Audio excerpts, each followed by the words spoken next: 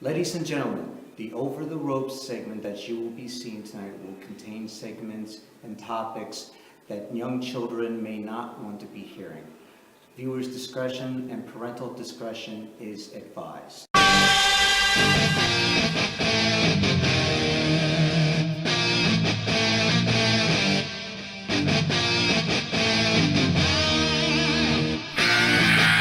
Can you feel the electricity? It has to be the one that they call MDC. Picture of the business, what many a team that I praise. All the compliments and the audience gives that I have all you, which you couldn't even fathom how long I spent to get that kind of acknowledgement. I'm far from quitting what I love being, and that'll never see me someone up for nothing. Wrestling with a thought, everything I fought for doesn't count cause I want more. So, just to give a little meaning when I'm speaking, I'll be going through a speeding by the competition. You're believing it's a threat.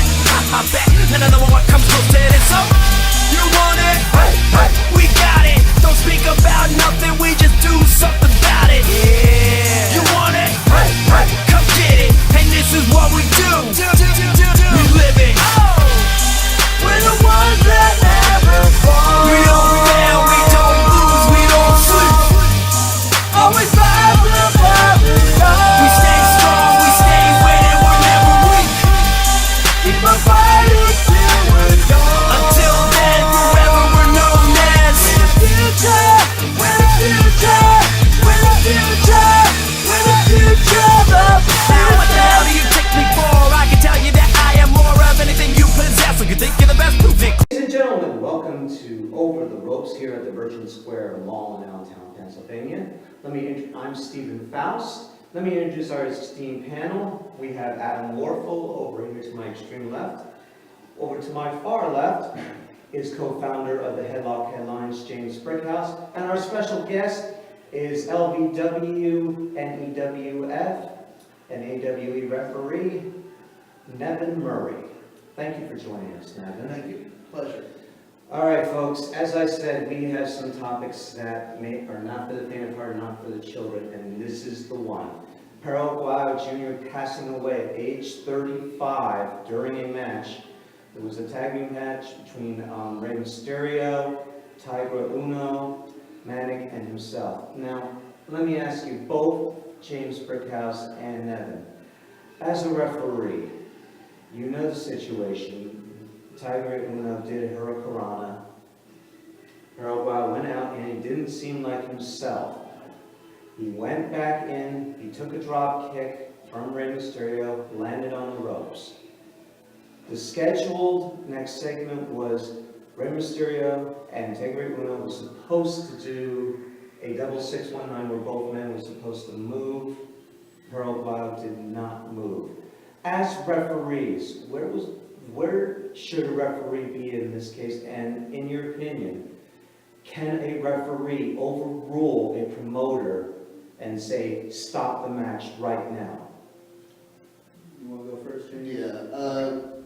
To be 100% honest, how you said about what you think was a hurricanrana that messed him up, I actually think that if you watch the video when Perro did the somersault over, I believe it was Tiger Uno or Manic that was on the ground, and as he's getting back up, you can see that he doesn't stand up correctly.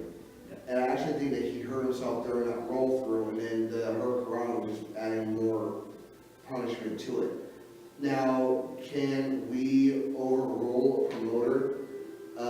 I've been a referee for a little bit over a year now, and I would say with that type of situation and stuff that even like referee Steve Chaz has said, you know, there are times where you just gotta call it like it is. And in that point right there and then, if I was the ref in that match, I would have seen that he wasn't responding. I would have told him yes, I would count 5 to answer me. If he doesn't answer, I was going to end the match right there. Nevin, your thoughts? I agree with James. I think the hurricanrana just leveled up the injury. I think the injury did come through on the roll through because anybody who's been through training, you've done the rolls, you get dizzy, you get disoriented. It is what it is. Your body's not accustomed to doing that roll. As referee, and funny, James and I were just talking about this, one of the matches I refereed was here at LVW, which had the Hayes brothers, Envy and Ego against SPF, a triple threat tag team match. All right, that match was a chaotic match to referee because so much going on at once. As referee, you need to know everything that's going on. That referee, in my opinion, I personally would like to know, and I don't know if anybody knows it, what type of tag team match was this? Was this a regular tag team or was it a tornado tag team? Reason why I ask that is, both guys were in the ring longer than a 10 count. Referee just stood in the corner, did nothing. If it was a tornado tag, okay, that's legal, I get it. But if it wasn't a tornado tag, he should have been trying to get either Tiger Uno or Rey Mysterio out of the ring. He didn't do any of that. Now, as tragic as this was, this is a great learning tool because there's a lot to this. I mean, the doctor said he was in the back working on 2 other injured wrestlers at the time. Right. So how safe is this federation that 2 wrestlers got injured and 1 wrestler tragically lost his life? And Adam, here's another point. If you've seen the video yourself, Rey Mysterio calls Conan down. Now, Conan is a former WCW United States Heavyweight Champion. He's a former United or World Tag Team Champion. He's been in the ring. He knows what's going on. He's supposed to know what he's doing. As you saw in the segment, the man, he calls for a quick finish and literally starts shaking Perro Aguayo to wake him up. And literally the man falls on his head. How much does this fall on Conan? I think a lot of it, but I don't think he knew the severity. If a guy got knocked out, I'm sure Nevin and James would try to, shake him a little bit to try and see if he's conscious, see if he's moving. But the way Okay, Conan but- shook him was Okay, let me way stop you more. right there. The way that Conan was shaking him, you're right, it's completely wrong. And when you say that you think that me and Nevin would do No. the same thing, there's no chance we would do that. No chance, because 1, if you see rubber legs, you know their equilibrium is messed up. Shaking is just gonna take it to the next level. Right. Now, Conan shaking him, much like anybody, unfortunately, it's a natural reaction. You want to shake to wake him up. Natural reaction. I don't know how medically trained Conan is, so I can't really put this on Conan. I mean, But as a as a promoter, promoter, he is responsible for that referee in the ring. I would like to know who refereed the match where the 2 injured wrestlers got. Was it the same referee? And how trained is this referee? To me, and James, it looked like he was just as, like we say, marking out in the corner. Rey Mysterio, he's in the ring with Rey Mysterio. Rey Mysterio headlined at WrestleMania. All right? It looked to me like he was just in the corner cheering on Rey Mysterio, not paying attention to his job. And James, Yeah, I agree completely.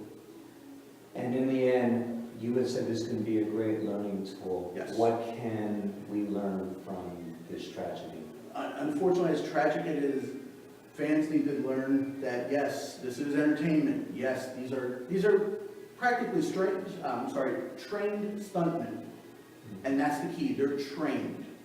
I mean, back in the 80s when we were growing up, WWE always had the "don't try this at home." Again, don't try this at home because people do get injured. This is real. Yes, this is wrestling. It is entertainment, but these are trained individuals. What is physical contact? I mean, football. You played football. I played football. You guys played football. You're at the bottom of that pile. You get poked in the eye. You get kicked. You get stepped on. It's physical contact. Injuries are bound to happen. Professional wrestling, the same thing. And for promoters, dig into who you're hiring. Make sure they are trained. Because at the end of the day, you got the insurance on the line. It's your name that's on the line if something happens. Okay, our next subject, as you know, Money in the Bank has become a very big thing. Seth Rollins cashed in his Money in the Bank to become the brand new forgive me. I'm an old pro wrestling fan, WWF/E World Heavyweight Champion. And really pretty much, as far as I'm concerned, stealing the title from from Brock Lesnar and from Brock Lesnar and Roman Reigns. Now, with Money in the Bank being so popular, and folks, as you can see, I have the Intercontinental Heavyweight Championship here, which has been in existence since 1979. James has the United States Heavyweight Championship belt. which has been existing since 1975 with the NWA. Adam, is it time to retire these two belts? Because at one point, they were considered the #1 contender belts for the World Heavyweight Championship. Now Money in the Bank seems to have taken its place. Your thoughts? I think Money in the Bank was important. Since Lesnar wasn't on TV, you needed something that substituted for a World Heavyweight title, and the US and the Intercontinental title aren't up there. But with the Money in the Bank, with the exception of Damien Sandow, you were guaranteed to be a future world champion. I think it held a good spot, and with Seth Rollins being with the Authority, they had a top bad guy, even though Lesnar wasn't there. I think it's important, but I don't think it's time to get rid of the two middle of the ring belts. And it's hard for me to call these belts middle of the ring. And forgive me for saying that, but it is true. It's hard for me to call these two belts middle of the ring because at one point they were #1 contender belts. You had guys like over here, Tito Santana, Rick Rude, Randy Macho Man Savage, The Ultimate Warrior, Mr. Perfect. Over with James Brickhouse, you had guys like Magnum TA, Nikita Koloff. You had Shane Douglas, Jim Duggan, Roddy Piper held that belt. Ric Flair held this belt. Let's go on the detail of what you're saying. Goldberg won this belt Sunday night from Raven at a pay-per-view. I believe it was Sunday night. But the following week, after holding his belt, defeats Hogan, takes the World Heavyweight title. Now let me ask all three of you this question. Back in 1990, the Ultimate Warrior defeated Hulk Hogan for the World Heavyweight Championship. He was the Intercontinental Heavyweight Champion at the time. He held the title for 9 months, and a lot of people, and I'm not sure why, consider the Ultimate Warrior's reign as the World Heavyweight Champion a failure because he only held it for 9 months. In your opinion, all three of you gentlemen's opinion, do you think this is the reason why you don't see the Intercontinental Heavyweight Champion challenging the World Heavyweight Champion anymore for the belt? My opinion, no. Warrior's path wasn't a failure in my eyes. You want to look at somebody, a World Heavyweight Champion, that was a failure, and this is a fact. The person who lost the most while holding a World Heavyweight title was Rey Mysterio. Yeah. Then, I don't think, let's break the hammer. Valentine held that title for a very long time. 9 months. Yeah. Honky Tonk Man, another one that held that title for a very long time. 454 days. That's right. So, I don't think, I think they've lost their prestige where they should be. Where exactly do you think the prestige was lost? I think when the merger of WWE with WCW, the rosters became so bloated with top talent, everybody wants to be a champion. Let's face facts. Everybody wants a title. If you're not in the business to get a title, then you shouldn't be in the business. You know, being a champion means you are the top guy for your division, means you are the best in your division of what you do. Okay, so everybody wants the title. I think when the two brands merged, there was so much, NWA had way too many titles, in my opinion. You had the heavyweight champion, the US champion, you had the tag team champion, the TV champion, and for a while there you also had another tag team champion. United States Tag Team Yeah, Champion. they had way too many titles. Okay, that was just way. WWE kept it simple. Heavyweight, Intercontinental Tag Team, that was it.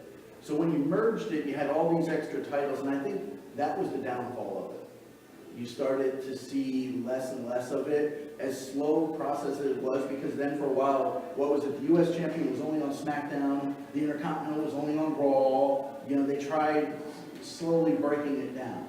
Me personally, I would love to see the titles merge together, and you will see a higher demand for the title now. You have one title spot. I think the Money in the Bank is a good option to this, because everybody's gearing up for the Intercontinental or the US title. Then you have somebody, a young upstart, come in and steal the Money in the Bank. And I like that, because with NXT, how popular NXT is, that is a great way to bring in somebody new to pretty much stick an adrenaline rush into the roster. That's just my opinion. Adam, as we go on, Daniel Bryan is holding the Intercontinental Heavyweight Championship. John Cena is holding the United States Heavyweight Championship. Both men have held the World Heavyweight title. Now with Extreme Rules coming up, you have a Russian chain match with Rusev versus John Cena for the U.S. title, Daniel Bryan versus Bad News Wade Barrett. Now you actually came on the Headlock Headlines, you reported this about Daniel Bryan's condition. Do you see, which man, I think I know the answer, but I want to hear it from you. Which man's going to lose this title first? I have a feeling Daniel Bryan will, because John Cena just won the title at WrestleMania. I don't see a 1 month reign for John Cena. I think John Cena, being a former World Heavyweight Champion, should have a long run in the United States category. And I like what he's doing, defending the belt every week. Raw, SmackDown, giving the new talent, guys that have challenged him. I'm not sure who challenged him this past week. I think it was Stardust, wasn't Yeah, it? it was Stardust. But these guys would never get a shot at the world title because it's not defended every week. Defending a belt on Raw, I think will bring ratings and will give guys like Stardust a chance to shine and maybe prove their rank, so that way they can, when they're ready, get a pay-per-view match for the title and then be in contendership for the belt. And that's a very good point, because back in the 1970s, 1980s, these two belts were defended every single week. They were treated like #1 contender type belts. Oh, and one quick note from me, Rusev, you may look very tough with the chain around your neck, but you're no Nikita Koloff. My opinion only. Moving on, AJ Lee has just retired. One of the biggest divas/wrestlers from the women's division that the WWF/ ever had. Are you that surprised that she's retired? Did it take that she's retired now, or do you think she should retire sooner, considering that she is the wife of CM Punk and the relationship that Punk is, or no relationship that the Punk has with the WWE? I figured it was gonna come after WrestleMania. I figured she was gonna keep it quiet, to get her WrestleMania moment in. She's deserving of that WrestleMania moment.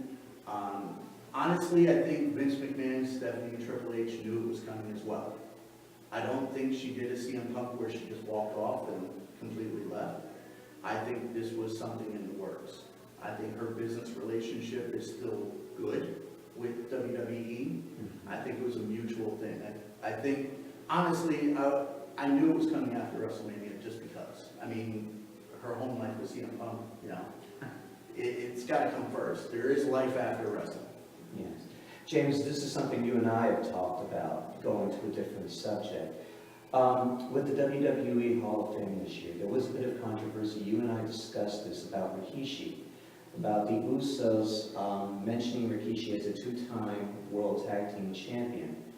And you're supposed to give credit to all the people that have gotten you to this point.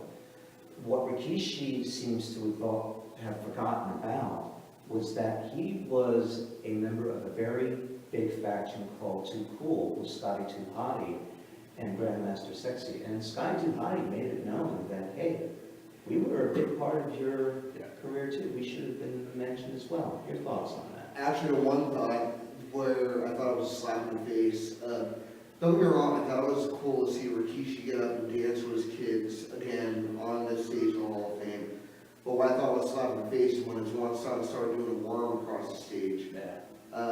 That was always something that Scotty Tamati was known for, and it shouldn't have been done. And yeah, I agree 100% with Scotty Tamati. They should have been mentioned, but Rikishi went. And I have no gripe with the Samoan Dynasty, so if any of you guys are watching this, don't think that I do. But I don't like how his main focus was just on the Samoans. And he blew off anybody else that was there. I mean, God, Rikishi had a lot of great matches, and the one, him diving off the top of the steel cage, getting thrown off the top of the Hell in a Cell. It was just epic in general. but to forget about, What got you to the dance? yeah, what I did, Yeah. that was an incredible blow. Let's face it, again, nothing against the Samoan dynasty or Rikishi, I have a lot of respect for them. Before Rikishi got with Grandmaster Sexy and Scotty 2 Hotty, Rikishi was a below mid-card wrestler. And anybody who's been in a faction is put there for a reason to help elevate your game. Rock, Nation of Domination, they moved him to Nation of Domination, he became The Rock, okay? Triple H with DX. Triple H with DX, Shawn Michaels, you know, you're put in factions for a reason and groups for a reason.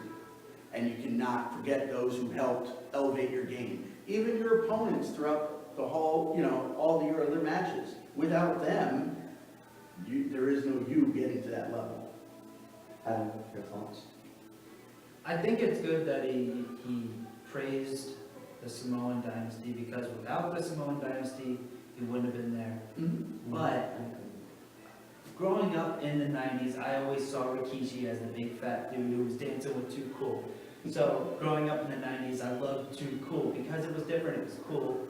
And I got up when I was 4 or 5, and I was dancing around the living room trying to do the worm, breaking the legs. I like it. But you know what? Yeah, I tried. I had no rhythm. And I was waiting for the time when Rikishi thanked all the fans that supported Too Cool, even though it was stupid. And looking back, I thought it was crazy.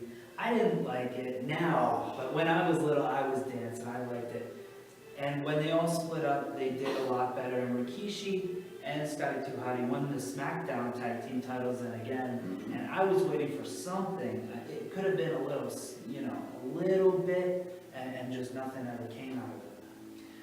And again, this isn't anything against the Samoan dynasty. What we're just saying is that if you're going to recognize, you know, if you're going into the Hall of Fame, recognize everyone that has gotten you to that moment. And I think that's the best way to put it. Going from the WWE to TNA, or what may be left of TNA. What's that? TNA has continued to have trouble paying their wrestlers, paying their employees, and they've lost Bubba Ray, they've lost Bubba Sky, Sonata was just left, Samoa Joe. Samoa Joe, Taz now. Taz. I mean, I have to ask, I mean, number one, do you see a pattern with what you're seeing with TNA with what happened at the end with ECW? Because Paul Heyman may have been a great mind with wrestling, but he was a horrible businessman. I hate to say it. But Paul Heyman also made it clear about the money problems that he was having, Yes. and the guys that worked for ECW loved the business, and they Yes. continued doing what they wanted to do for free. However, the owners of TNA, or Total Nonstop Action, or whatever they want to call themselves now, they make the promises of, oh, we're going to pay you this day, we're going to pay you this day, and they never follow through. Yeah, but you gotta remember, in ECW's heyday, ECW, and I followed ECW every Friday night at 11 o'clock, I would stay up late just so I could watch ECW. That was filmed and produced from Paul Heyman's basement. Yes. They knew going in, like James said, Paul was up front with them, here's the issues. When they had their first pay-per-view, that was like the Super Bowl for them. You know, it was a group of guys that loved the business, that loved doing what they did, they loved the fan interaction, but James is 100% right. TNA, we're gonna pay you here. No. Like this latest with Taz. They wanted Taz to fly from New York to Nashville on his own dime, record and do his commentating, and fly back on his own dime, and we'll pay you later. No, I'm sorry. You're not at that level. You should not be doing that at that level.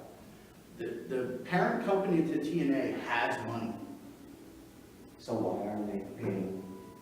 Unfortunately, as much as I hate to bash another franchise, I hate bashing franchises, it's bad management. You have Dixie Carter or whoever's running the show who's not trained, for one, so they don't know what it's like to be in the ring. They don't know what it's like to put their bodies on the line. That's the problem when you have fans running the show. They just think it's, oh, I have pro wrestler dolls here, and that's it. Adam, I'm gonna throw this question at you and then have them follow up. If TNA were to completely close its doors, who would you believe would be the next number 2? A lot of people say Ring of Honor. Do you agree with Ring of Honor, or do you see someone else from the outside actually taking the number 2 spot? There's a lot of options. Lucha Underground's getting big. And there's House of Hardcore, which I'm a very, very proud supporter of. Tommy Dreamer does a lot of good shows.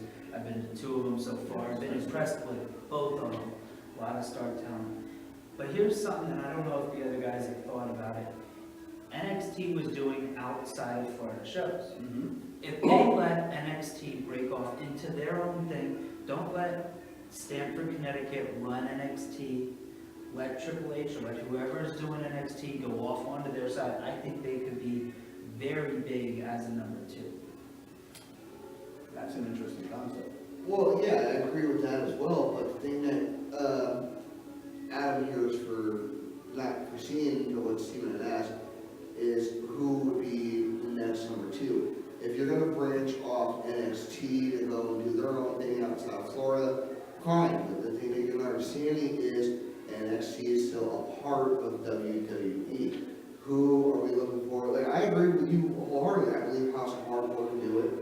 ROH, maybe, but I think House of Hardcore would be the next runner-up. Nevin, your thoughts? I'm gonna say ROH. They have a strong fan base, a loyal fan base, and they've been doing it quietly, under the radar, mind you. I mean, you have some people who talk about ROH. Mainly it's all on the internet, but you know what? They've been doing it for, 7 to 10 years now? Right. Steady, paying their people, okay, where TNA's not. I'm a fan of ROH, I like ROH, I like what they produce, but I am, and I talked to Adam about this, I am interested in Global Force Wrestling, which Jeff Jarrett runs. Jeff Jarrett started TNA. When he started TNA and was in charge of it, it was competing. It wasn't at that level, Right. but with the talent he had, he was competing. And we're still waiting yet for Yeah. that. And that's the problem. Yeah, that's the longer problem. you wait, the more people are going to lose interest. Well, I think with that is, you gotta remember, they gotta live to the standard of WWE. You're trying to buy TV time. Okay, well, how can we compete against WWE? That's what TV, promoters are looking at. How can we promote? If you don't have the big names to challenge that, it's gonna be hard. I heard Jeff Jarrett signed an international TV deal.